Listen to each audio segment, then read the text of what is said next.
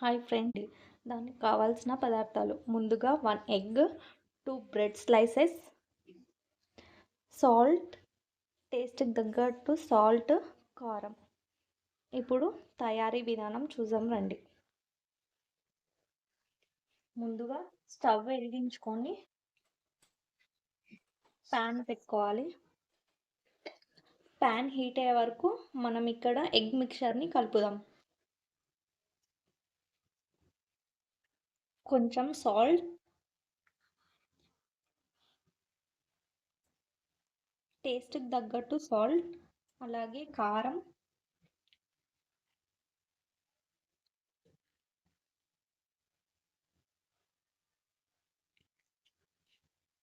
నేను ఇక్కడ 1 ఎగ్ తీసుకున్నాను. మీరు ఎంతమంది ఉంటే అన్ని ఎగ్స్ తీసుకొని చేసుకోవాలి.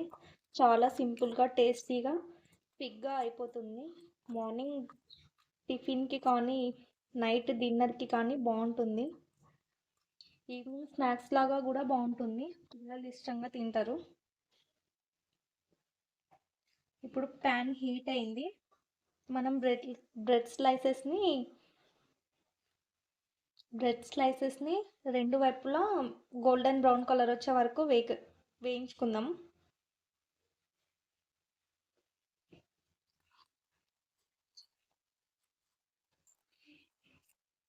ఎంతో టేస్టీ సింపుల్గా అయిపోయే రెసిపీ.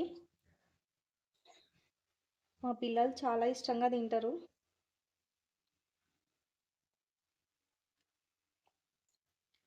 బ్రెడ్ స్లైసెస్ బాగా రోస్ట్ అయినాయి. ఇప్పుడు వీటిని సర్వ్ చేసుకుందాం. ముందుగా పెనంలో ఆయిల్ వేసుకోవాలి. ఆయిల్ అంతా ఇట్లా ప్యాన్కి స్ప్రెడ్ చేయాలి. ఇప్పుడు కలిపి పెట్టుకున్న ఎగ్ మిక్చర్ని పెనం మీద వేయాలి. పెనం బాగా వేడిగా అయితేనే ఆమ్లెట్ ఫ్లఫీగా వస్తుంది. ఇప్పుడు ముందుగా కలిపి పెట్టుకున్న ఆమ్లెట్ మిక్చర్ని పెనం మీద వేద్దాం.